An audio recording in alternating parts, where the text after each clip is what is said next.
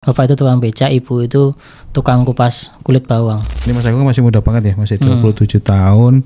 Tapi bisnisnya sekarang udah luar biasa.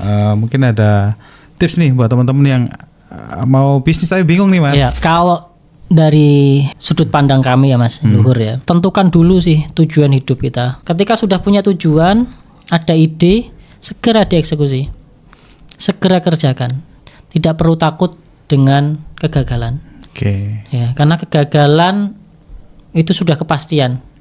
Tapi keberhasilan ya harus diperjuangkan. Bismillahirrahmanirrahim. Assalamualaikum warahmatullahi wabarakatuh. Sahabat SBC dimanapun berada. Alhamdulillah nih kita kedatangan tamu yang luar biasa nih di studionya SBC, di mana beliau ini adalah owner dari AMG ya, Akselerasi Muda Gerilya, di mana di situ juga banyak sekali bidang-bidang usaha yang ada di bawahnya. Ada OJC Auto Course dan juga ada OJC Auto Service teman-teman. Dan beliau ini juga adalah sebagai Wakil Menteri ya, Wakil Menteri Kesantrian dan Wilayah di Sukses Berkah Community dengan Mas Agung Setiabudi. Assalamualaikum Mas. Waalaikumsalam warahmatullahi wabarakatuh. Mas Luhur. Gimana kabarnya Mas? Alhamdulillah bahagia dan alhamdulillah masih sehat atas izin Allah semuanya. Masya Allah. Sebelumnya terima kasih banyak nih Mas. Siap. Sudah meluangkan waktu nih datang ke sini. Nah mungkin teman-teman pasti penasaran nih, wah ada sosok pengusaha muda nih di studionya SBC ya. Alhamdulillah ini Mas Agung ini masih muda tapi usahanya bisnisnya luar biasa nih teman-teman. Mas boleh cerita sedikit nih Mas Agung, kalau boleh tahu bidang apa sih Mas ini Mas untuk AMG ya, Akselerasi Muda Gerilya nih. Baik, bismillah. Assalamualaikum warahmatullahi wabarakatuh, Mas Luhur dan sahabat Sukses Berkah Community semuanya. Baik, AMG itu apa sih ya? Nah, alhamdulillah hari ini Allah izinkan kami mengelola beberapa bisnis di dalam AMG itu atau Akselerasi Muda Gerilya. Itu ada sementara ini yang masih atau sudah mungkin dikenal ya dari masyarakat, itu ada bengkel kami. Bengkel. OJC Auto Service di namanya. Jogja Mas ya? Jogja Mas. Jogja, okay. Cabang pertama insya Allah cuman sekitar 8 menit dari sini. Di Jalan Ring Road dekat Westlake. Kemudian ada OJC Auto Course Mas. Itu kursusnya. Jadi itu kursus apa itu Mas? Pelatihan mekaniknya. Jadi kalau kita sudah punya bengkel, ya sumber mekaniknya kita latih sendiri. Dan kita juga menyediakan untuk bengkel-bengkel di Indonesia, teman-teman alhamdulillah itu kita sediakan pelatihannya seperti itu. Gitu. Terus yang terakhir itu namanya Otomotor Academy. Apa itu Mas? Otomotor Academy sama kayak OJC Auto Course Mas. Pelatihan juga. Pelatihan, cuman lebih ke motor. Oh, lebih ke motor. Ya, lebih motor. Kalau tadi kan mobil. Oh ya, oke. Kalau ini mobil, kalau ini motor. Motor ya. Iya. Auto course yang pertama tadi itu mobil. Mobil, pelatihan mobil, mekanik mobil. Mekanik mobil. Ini otomotor, pelatihan motor, bukan bengkel motor ya Mas ya? Belum. Oh, belum. Belum. Ada rencana ke sana nih? Insya Allah awal tahun insya Allah sudah kita plankan. Nah Mas, mungkin sebelum nanti kita cerita nih ya, Mas Agung cerita tentang perjalanan bisnisnya nih, gimana sih kok sampai akhirnya bisa sebesar ini ya usahanya. Dia cabangnya ada beberapa gitu teman-teman. Nah terus bidangnya juga macam-macam ya, ada bengkel, ada kursus juga. Boleh cerita nih Mas, awal mulanya nih memulai usaha, mulai bisnis nih. Oke, awal mulanya ya ini. Sebentar Mas. Sekarang usianya berapa sih Mas? Usia ya. Usia 27 jalan menuju 28 sebentar lagi insya Allah. Masya Allah, masih muda ya teman-teman. Cuman beda setahun Mas sama saya Mas. Siap. Tambah 0 tapi ya. Tambah 0 lagi. 1 tambah 0. 1 tambah 0. Masya Allah. Siap. Nah dulu memulainya dari tahun berapa nih Mas? Jadi bisnis ini saya mulainya kalau on stage ya di lapangan itu 2019. Cuman backstage-nya atau yang tidak tergambarkan itu dari 2017. 2017. Seperti itu. Dulunya langsung terjun di bisnis atau kerja dulu atau bagaimana Mas?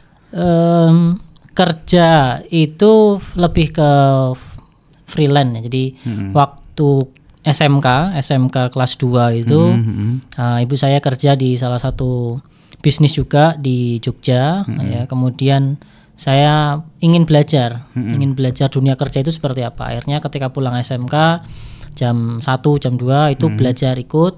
Ya akhirnya udah diizinkan untuk belajar sambil bekerja di situ. Akhirnya belajar di salah satu industri herbal di Jogja dan di bagiannya justru nggak ada otomotifnya Mas. Saya dulu malah di bidangnya marketing. Jadi sebagai waktu itu tukang upload di Facebook waktu itu 2013 kan masih bagus banget ya. Iya. Tukang upload ya, kemudian ada Instagram itu sudah mulai booming, ngelola Instagram, kemudian diajarin apa namanya SEO dan sebagainya gitu. Cuman SMK-nya otomotif gitu. Nah waktu itu memang yang penting ada ilmu, situ saya belajar apapun itu. Gitu. Akhirnya freelance dari siang sampai sore. Jadi ya dari SMK itu sudah mulai belajar untuk bekerja sampai kuliah juga sama. Ya qadarullah waktu itu orang tua belum siap untuk memberikan support untuk kuliah. Jadi kalau mau kerja gitu. Cuman waktu itu pengen sekali kuliah. Akhirnya izin orang tua, minta restu, Pak Bu ya insya Allah saya mau kuliah, nanti juga kerja. Tapi juga dari kuliah insya Allah saya istilahnya administrasi semuanya tak biayai sendiri waktu itu. Makanya saya harus, kalau kuliah harus lebih serius kan cari rezekinya kan gitu waktu itu. Nah, akhirnya ya udah freelance kerja itu. Freelance apa nih Mas? Itu tadi digital tadi. Di ngelola digital. Terus 2016 alhamdulillah karena kuliahnya juga otomotif D3 itu akhirnya belajar otomotifnya diperkuat. Ikut itu pelatihan sambil kuliah. Sambil kuliah. Okay. Sambil kuliah, sambil kerja juga tadi, sambil ikut pelatihan. Nah, setelah ikut pelatihan diminta ngajar. Dapat pendapatan, alhamdulillah dari situ juga dapat pendapatan tambahan. Freelance juga. Jadi enggak ada yang full time sampai ya mungkin sampai hari ini belum ada yang ikut full time. Jadi sampai hari ini memang saya secara pribadi belum pernah benar-benar full time di suatu perusahaan gitu. Nah, kenapa di situ? Karena ketika saya full time, pertama hanya terikat jam, tidak terikat target gitu. Nah, maka selalu setiap perusahaan ketika saya masukin waktu itu saya sampaikan apa yang bisa saya bantu di perusahaan ini. Termasuk waktu itu di digital marketing, alhamdulillah penjualannya juga cukup bagus. Ya, jadi megang CS, terus megang sosmed, gitu kan. Kemudian buat artikel campur gitu. Alhamdulillah. Terus kemudian di lembaga kursus juga. Jadi waktu itu saya ngajar di lembaga kursus di Jogja juga. Ngajarnya itu mekanik tadi. Ya, ngajarnya mekanik. Nah, kemudian apa yang bisa saya bantu? Ternyata memang sampai hari ini ternyata di luaran sana banyak sekali lembaga pelatihan. Ya ternyata yang masih metode lama itu ya karena kurikulumnya masih kurikulum lama, kemudian sistem pembelajarannya, terus sinkronisasi dengan industri lah bahasanya gitu. Nah akhirnya kita bantu ya untuk connection ke industri, kemudian ke marketingnya kita bantu. Dan alhamdulillah beberapa tahun di situ tak support. Jadi saya nggak bilang terus Mas saya harus pagi sampai sore enggak. Jadi on target. Jadi saya base target. Jadi sekian siswanya, kemudian ngajarnya sekian dan sebagainya. Dan alhamdulillah saya penuhi. Atas izin Allah dari yang rata-rata mungkin siswa yang organik ya waktu itu cuman 10, 15 per tahun. Waktu itu akhirnya di 2021 itu kita achieve di situ sampai hampir 30 per tahun, dan itu baru pertama kali di lembaga itu waktu itu. Siswanya. Biasanya memang sedikit dan banyak dari pemerintah waktu itu. Nah, terus setelah itu kita berikan masukan untuk pengembangan dan sebagainya. Ya alhamdulillah sudah mulai berkembang. Nah disitulah titik baliknya. Jadi sebenarnya ada case di situ yang mungkin belum tak ceritakan Mas. Jadi sambil di situ saya freelance juga lain. Gimana? Jadi saya membuat bengkel, tapi freelance. Jadi saya nggak punya tempat, ya dari situ akhirnya saya buka online. Nah mungkin bengkel online itu terciptanya di situ. Berarti jenengan jadi mekanik itu? Saya jadi mekanik. Masya Allah. Belum pernah kerja di bengkel tapi jadi mekanik. Wah, jadi ini mungkin kayak bengkel panggilan gitu Mas? Bengkel panggilan. Oke. Yeah, tapi ternyata waktu itu 2017. Nah, itu mulai kita datang dari rumah ke rumah, dari kantor ke kantor gitu. Waktu itu mungkin masih agak jarang ya orang-orang yang istilahnya home service atau melihat bengkel panggilan itu mungkin jarang. Nah, akhirnya kita masuk di konsepsi itu banyak, alhamdulillah. Ketok tular ya jadinya Mas ya? Iya, ketok tular gitu. Iya, karena waktu itu masih Superman saya, jadi benar-benar terbang sendiri. Datang ke lokasi, datang sendiri, kadang ngajak tim helper. Pembantu. Ya, jadi untuk bawa kunci dan sebagainya. Nah, akhirnya datang rumah dari ujung timur Jogja itu dari 2017. Oh, 2017. Ya, 17 sampai 19, 2 tahun seperti itu, Mas. Muter saya pakai motor, ya alhamdulillah dipinjemin orang tua. Ya, motor Suprafit waktu itu. Depan itu kasih kunci ya kan. Belakang bawa dongkrak, tali. Datang. Jadi habis ngajar biasanya itu ada panggilan datang. Ngerjain, ya datangnya aja biasanya setengah jam, ngerjain, kemudian panggil lagi. Kadang dipanggil misalnya Mas di Bangun Tapan gitu kan, garap. Ya siang diminta langsung geser misalnya ke daerah Umbularjo, gue geser lagi. Kemudian sore panggil area misalnya Sewon, area Sewon. Jadi muter di situ. Akhirnya, akhirnya Allah kasih mungkin ya petunjuk ya. Capek di situ, muter ya capek ya. Apa yang harus tak lakukan gitu. Akhirnya waktu itu belum tahu bisnis waktu itu. Ya, akhirnya saya dengan partner saya, teman saya, wis lah coba cari tempat kita coba susun gitu. Akhirnya ketika sudah seperti itu ada komitmen untuk serius menjalani bisnis di otomotif ini waktu itu. Akhirnya saya sampaikan ke beberapa perusahaan yang saya minta saya freelance di situ. Saya sampaikan, Pak, mohon izin. Ya mungkin ada waktu 3 bulan ke depan ya saya ingin membantu Bapak untuk di sini. Saya sampaikan ke beberapa lokasi waktu itu. Dan apa nih 3 bulan terakhir yang bisa saya bantu. Kita bantu, kita selesaikan dan kita achieve-kan waktu itu. Alhamdulillah hampir dari 2-3 perusahaan achieve. Hampir ya mendekati, ada yang mendekati achieve gitu kan. Dan akhirnya saya pamit Pak, saya izin mendirikan usaha sendiri di bidang otomotif, bengkel waktu itu dan sebagainya. Diperbolehkan waktu itu Mas? Ya boleh lah, boleh. Cuman saya nggak tahu ya, karena ada beberapa yang mungkin merasa ketika saya di situ hadir, ya perubahannya memang beda gitu. Karena ada satu perusahaan itu memang timnya cuma 2 Mas, cuma 2. Jadi cuma 2 orang, owner sama istri owner. Saya masuk bantu, perubahannya beda, siswanya nambah, terus kemudian ada penjualan juga naik gitu. Setelah saya izin pamit, ya mungkin ada kurang sereknya, cuman saya sampaikan baik-baik, saya izin pamit. Ya akhirnya cari tempat, waktu itu ngumpulin dari freelance itu, dari saya ngajar, dari bantu digital marketing. Di situ saya kumpulin dana, beranikan sewa tempat. Di mana itu pertama itu Mas? Pertama kali di Nitip Rayan. Sampai hari ini alhamdulillah masih ada tempatnya. Di dalam kampung Mas. Ya, kalau di sini ini masih mending, itu masuk ganggang waktu itu. Jadi ya saya mikirnya waktu itu ini saya masih bisa online lah. Dan banyak orang cari gitu. Berarti itu yang awal dibikin bengkel dulu ya? Bengkel dulu. Bengkel dulu. Jadi di lokasi itu alhamdulillah halamannya senang saya dulu. Wah, ini halamannya luas gitu kan. Bisa parkir mobil banyak gitu kan. Setelah dibuat, tunggu 1 bulan, 2 bulan, nggak ada yang datang. Akhirnya ya datang lagi ke lokasi. Panggil lagi. Jadi datangnya garapnya di sana. Terus saya mikir, lah kok kayak gini nih. Tanah juga nggak fungsi kan gitu. Karena saya nggak tahu ya, maksudnya gimana bisa menggeser yang online jadi offline. Ya udah, seiring berjalannya waktu belajar menawari, Pak, kita juga alhamdulillah sekarang sudah ada kantor atau sudah ada bengkel offline-nya, outlet. Saya bilang kalau berkenan nanti kita jemput aja. Jadi biar efektif kan. Pagi jemput, ada beberapa titik jemput, bawa, siang kita antar. Nah, alhamdulillah jalan bulan kedua ketiga.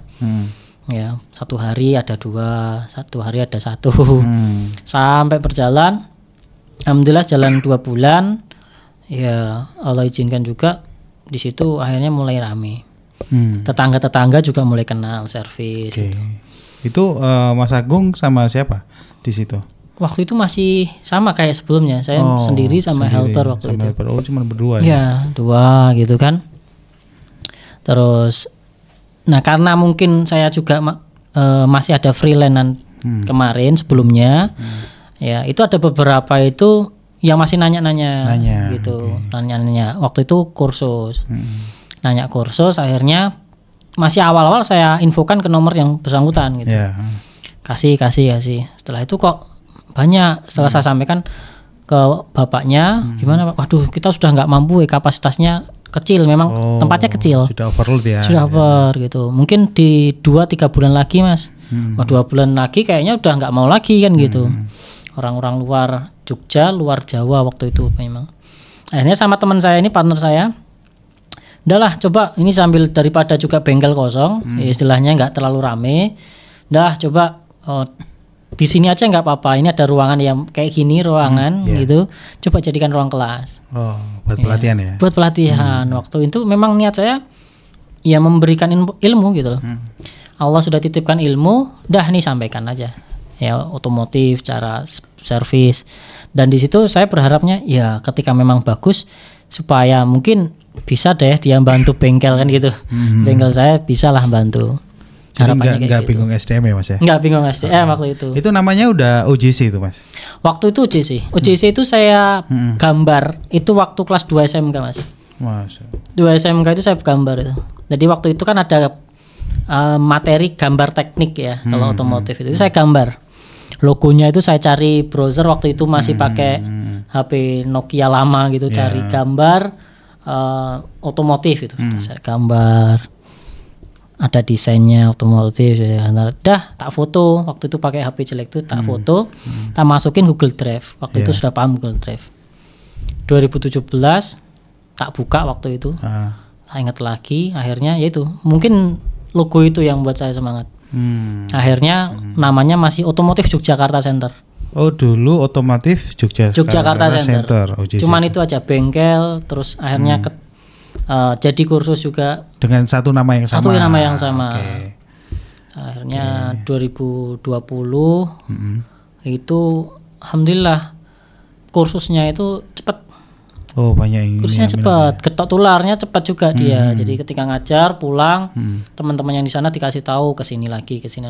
Itu kebanyakan dari mana sih Mas siswanya itu?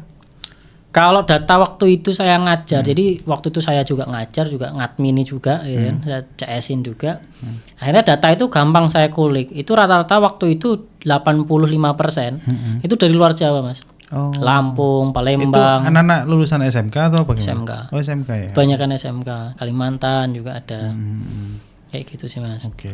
Jadi 2020 itu cepat, makanya bengkel masih agak lambat. Karena mungkin transisi dari online itu yang mungkin belum ketemu market fit-nya di situ. Kalau online masih bagus. Jadi maka kadang ketika saya ngajar waktu itu, akhirnya beranikan diri ngerekrut mekanik. Akhirnya mekanik lah yang datang. Online datang. Jangan udah pensiun ya? Saya geser ke ngajar. Geser ngajar. Tetap ngajar, masih ngajar. 2020 geser ngajar karena kalau barengan susah. Jadwal ngajar siswa sudah ada, harus datang. Waduh kayaknya nggak bisa. Akhirnya ya belajar rekrut mekanik. Dan mekanik itu juga dulu siswa saya dulu. Saya ajar, dia orang Jogja kebetulan. Siswa terpilih lah ya. Iya terpilih. yang pintar-pintar ya. Yang cocok, yang istilahnya jujur. Kan pentingnya di situ ya. 7 tahun cetak. Jadi nggak ujuk-ujuk bikin bengkel, bikin pelatihan Mas ya. Jadi memang Mas Agung ini dari praktisi yang memang awalnya cuma mekanik ya. Masya Allah luar biasa. Nah ini buat teman-teman yang masih muda ini, wah ini banyak teman-teman yang mungkin masih mager-mager Mas. Mager. Ya, waktunya itu ya buat seneng-seneng aja gitu kan. Gitu. Nah mungkin ada tips nih buat teman-teman nih Mas Agung, dari Mas Agung buat teman-teman yang masih muda ini. Mas Agung masih muda banget ya, masih 27 tahun, tapi bisnisnya sekarang udah luar biasa. Mungkin ada tips nih buat teman-teman yang mau bisnis tapi bingung nih Mas. Ya. Itu. Baik, kalau dari sudut pandang kami ya Mas Luhur ya. Jadi tentukan dulu sih tujuan hidup kita. Tujuan hidup kita tuh mau kemana?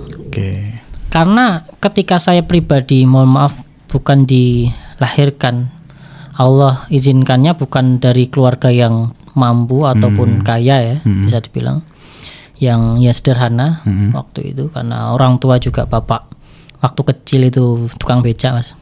Bapak itu tukang becak, ibu itu tukang kupas kulit bawang. Nah, itu yang jarang memang saya ceritakan. Kenapa? Karena ya itu jadi historical pribadi aja. Cuman dari situ kembali akhirnya harus punya tujuan.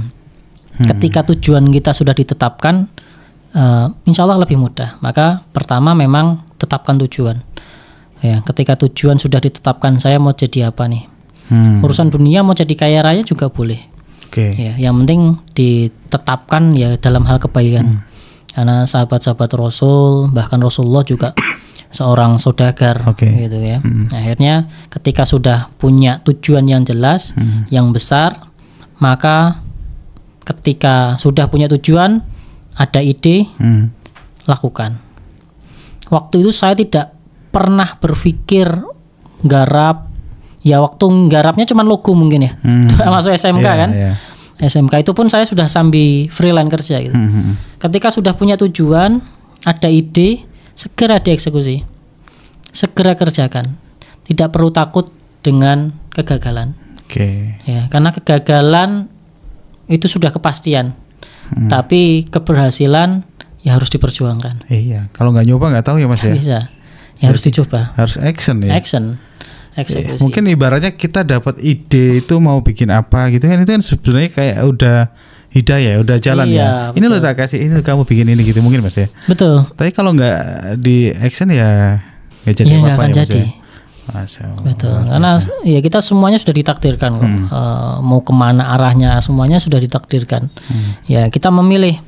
Kita hanya duduk diam dan menunggu takdir atau kita bergerak menjemput rezeki yang sudah Allah tetapkan.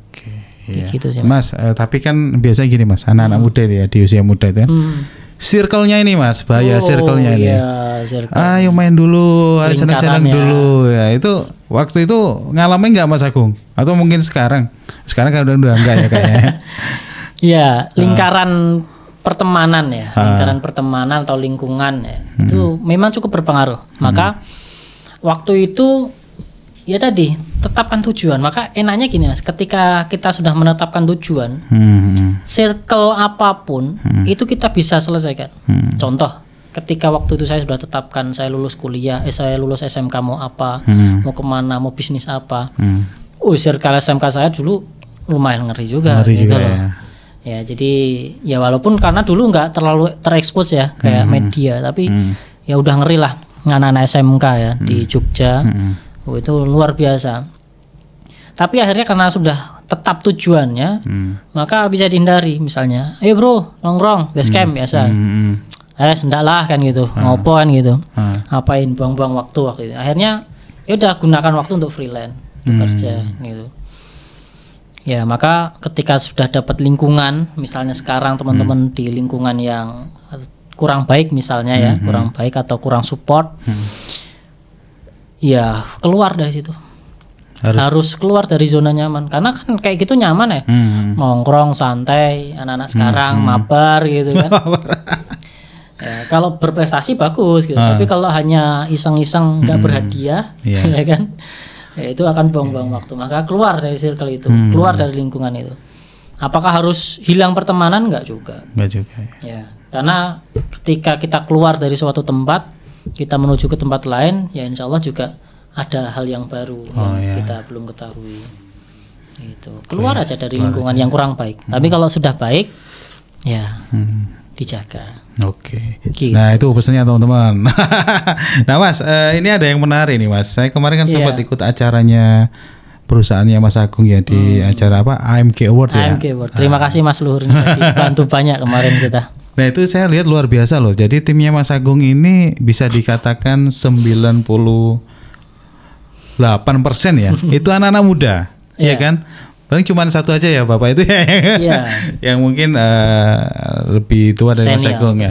Nah itu emang apakah di setting Mas Agung, wah saya cari tim yang sepantaran atau di bawahku lah gitu? Kalau itu Enggak juga ya. Oh, enggak. Saya enggak menetapkan itu. Cuman mungkin akhirnya saya membuat kultur. Saya membuat budaya. Budaya itu salah satunya pertumbuhan. Nah, ketika memang mungkin ketika usia sudah senior ya, ketika dengan kultur yang ada mungkin agak berat ngimbanginya. Kok cepet banget sih ini geraknya, baru menyelesaikan ini harus geser gerak lagi, gerak lagi. Ya, nah generasi ya, ada generasi Z, generasi milenial, ya sekarang zennial ya. Nah mungkin akhirnya di situ ketika kultur sudah kita tetapkan dengan budaya-budaya yang sudah ada, akhirnya mungkin tersaringlah yang masih muda-muda. Oh gitu. Ya, teman-teman rata-rata masih di usia 22, 23 tahun. Masih 23. Masih di bawah Mas Agung ya kebanyakan ya. Kebanyakan. Nah, susah nggak sih Mas ngatur tim yang masih muda-muda itu? Nah, saya izin ini HR saya, jadi yang senior itu HR saya. Mungkin HR saya yang agak bingung ya. Cuman lama kelamaan karena sudah ya terbiasa akhirnya tahu adaptasinya. Oh, anak muda itu kayak gini ternyata. Ya mainnya cepat, geraknya cepat dan sebagainya. Kalau saya sendiri nggak terlalu susah karena mungkin istilahnya satu generasi ya, satu generasi. Cuman memang ya akhirnya jadi tantangannya adalah ketika sudah tahu generasinya adalah memompa semangatnya. Nah ini kadang challenging juga, challenging juga. Jadi bagaimana tiap orang itu memiliki karakter. Nah akhirnya biasanya juga dengan kondisi seperti itu, biasanya saya tidak samaratakan. Contoh kayak kemarin itu kan ada beberapa ya. Ada yang A challengingnya misalnya kita kasih reward A, B kasih reward B. Jadi nggak kita samakan. Misalnya besok kita capai sesuatu target atau capai target seperti ini. Nanti dapat bonus hadiah seperti ini, sama rata itu nggak akan berhasil di tempat kami ya, karena karakter tiap orang beda, makanya disesuaikan itu ya. Disesuaikan. Ada yang karakternya pengennya duit jadi gitu, ada yang seneng jalan-jalan, gitu, ada yang senang investasi, ya dan sebagainya. Akhirnya ya kita sesuaikan. Ada yang kita kasih reward jalan-jalan, kita kasih reward yang senang duit kita kasih senang duit dan gitu uang. Ada yang senang wah ini kayaknya senang istilahnya saving, akhirnya kita kasih logam mulia. Kita sesuaikan. Gitu. Alhamdulillah. Tapi ternyata banyak yang senang jalan-jalan habitnya. Akhirnya itu juga jadi salah satu kultur di kami. Ya kalau nggak jalan-jalan ya makan-makan ya kan gitu. Jadi habitnya alhamdulillah seperti itu. Jadi intinya kita sebagai leader yang menyesuaikan ya Mas ya. Iya Mas. Kondisi sekarang kita yang harus menyesuaikan di teman-teman. Jadi nggak bisa kaku ya, nggak bisa kaku Mas. Kita harus gini kayak gini. Nggak bisa. Ngomong ya berarti ya sekarang itu. Ngomong. Tapi have fun lah, senang lah. Senang ya. Dibuat senang. Nah saya lihat kemarin kan luar biasa nih teman-teman. Ada reward. Ada yang diumrohkan, ya kan? Ya, alhamdulillah. Ada yang jalan-jalan ke Malaysia, ke Labuan Bajo, dapat logam mulia. Ini luar biasa, Mas. Nah, boleh tahu nggak, Mas? Itu dengan reward-reward seperti itu berdampak ke perusahaan seperti apa sih, Mas? Mungkin buat teman-teman yang sudah punya usaha, mau menerapkan itu kasih reward ke timnya, gitu. Oke, jadi kalau kita bilang reward maka bentuk apresiasi terhadap apa yang sudah dilakukan sebelumnya. Mencapai target itu. Mencapai target ataupun ya nggak harus capai target sih. Kita misalnya ada titik tertentu kamu bisa melakukan aja, udah kita bisa dapat reward. Jadi nggak harus titik targetnya. Tapi proses ketika dia lakukan dengan sesuai standar perusahaan dan bagus, kita bisa kasih reward. Jadi reward itu kita kasihkan memang atas apresiasi teman-teman di tim kami atas progres yang sudah lalu. Maka dampaknya apa? Ya dampaknya ya kita ya mencoba menghargai saja, mencoba menghargai teman-teman yang sudah berprogres. Lalu untuk masa depannya gimana? Untuk kedepannya, future-nya gimana bagi perusahaan? Nah, seperti yang tadi saya jelaskan di backstage mungkin Mas Luhur. Jadi saya sendiri sampai hari ini belum punya harapan soal itu. Misalnya kamu ketika sudah terkasih reward, kamu harus loyal ya sekian tahun, kamu harus bertumbuh. Enggak. Karena apa? Karena ada beberapa itu yang sudah kita kasih reward dan sebagainya, ya udah 1 bulan berikutnya dia off. Resign. Ada, Waduh, gitu. juga. Kita sudah sekolahkan, ya kita sudah sekolahkan, kemudian kita biayai keluar kota dan sebagainya, transportasi, akomodasi, penginapan semuanya. Misalnya, terus kemudian beberapa bulan off. Menurut saya tidak jadi soal, gitu. Pertama, apa yang sudah kita berikan, ya mungkin apresiasi yang sebelumnya tadi. Terus yang kedua adalah berusaha apa yang kita berikan itu bukan dari kita. Oke. Karena itu semuanya ya memang sudah dititipkan. Titipan. Gitu loh. Yaudah, maka ketika kita award kemarin kita sampaikan ini titipan nih. Allah sudah titipkan lewat perusahaan ini dengan ya mungkin hadiahnya seperti ini, rewardnya seperti ini. Maka ketika sudah ya jaga dengan baik. Seperti itu. Habis dapat liburan dan sebagainya, besok off, menurut saya nggak ada soal. Ya walaupun tetap mikir juga kan, waduh kok off gitu. Cuman berusaha tadi, ya bukan kita yang memberi, tapi memang itu udah Allah yang memberi. Jadi nggak terlalu mikirin Mas ya, nanti dampaknya ke perusahaan ini. Oh jadi ini ya, jadi berkembang nggak, jadi lebih ini nggak gitu, nggak terlalu. Kalau saya nggak mikir, tapi mungkin ya alhamdulillah sampai hari ini Allah izinkannya seperti itu. Bertumbuh terus. Alhamdulillah. Siapapun yang ada di perusahaan kami, saya minta ayo kita sudah punya visi, kita sudah punya budaya, maka ini tujuannya, ayo kita jalankan. Dan alhamdulillah izin Allah ya, tentu lewat wasilah dari guru-guru, ya termasuk di SBC ini saya belum ceritakan tadi, masuk SBC itu wasilahnya waktu itu dari Mas Joko. Ya jadi sebelum masuk SBC itu saya belajar ke Mas Joko. Nyuwun pangestu Mas Joko, minta tolong belajar. Dulu ikut KPB-nya Mas Joko atau gimana? Waktu itu saya mah belum kenal KPB dan sebagainya. Nah jadi Mas Joko itu adalah teman, ya teman waktu itu komunitas remaja masjid. Ya Mas Joko kan juga aktif di sana. Izin Mas Joko ini. Jadi teman saya itu, partner saya itu temennya. Akhirnya dikenalkan Mas Joko ngajar atau ngajarin kami. Ya kayak KPB lah ya. Akhirnya kayak KPB. Tapi waktu itu di perusahaan kami. Nah, mungkin teman-teman ada yang belum tahu nih KPB itu apa?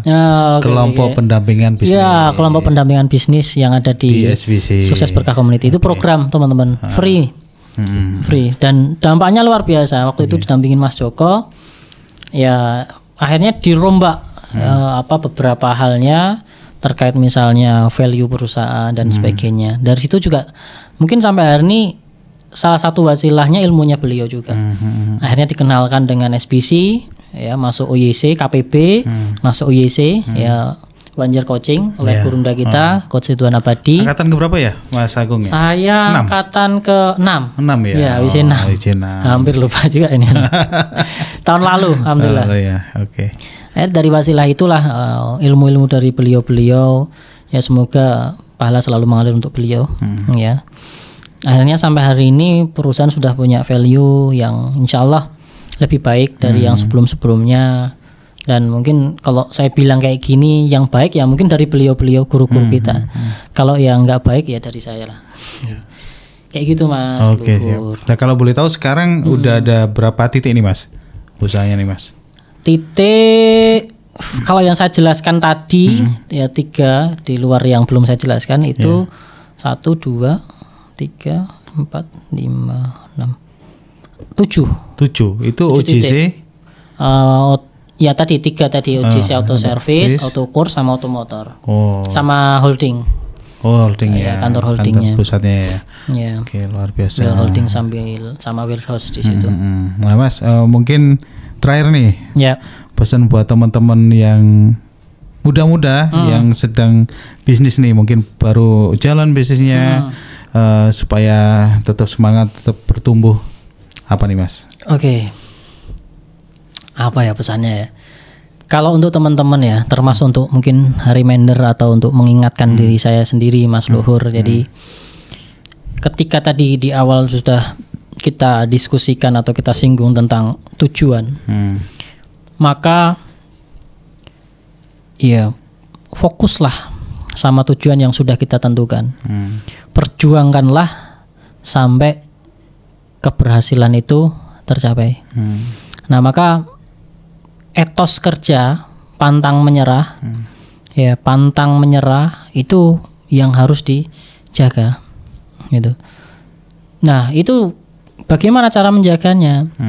Jadi ingat bahwa Allah itu sudah menakdirkan setiap manusia itu atas takdir yang sudah ditetapkan. Maka ya kita sebagai manusia hanya berikhtiar. Sama seperti yang mungkin di award kemarin saya sampaikan, 3 sumbu yang selalu saya sampaikan di award di kami, ya. Itu yang pertama adalah ikhtiar. Yang kedua adalah tawakal. Yang ketiga adalah surat Al-Fat, yaitu kemenangan.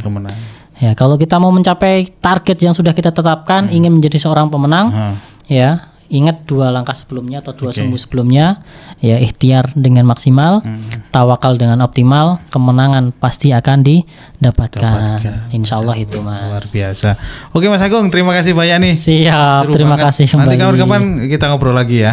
Siap. Banyak yang mau di-sharingkan Mas Agung nih sebenarnya, rahasia. Siap, insya Allah nanti lebih santai lagi lah. Ini agak derdek saya. Oke teman-teman, podcast kali ini sampai di sini dulu ya. Semoga bermanfaat, bisa menjadi referensi nih untuk teman-teman semua. Sampai jumpa di podcast berikutnya. Assalamualaikum warahmatullahi wabarakatuh. Warahmatullahi wabarakatuh. Terima kasih Mas Luhur.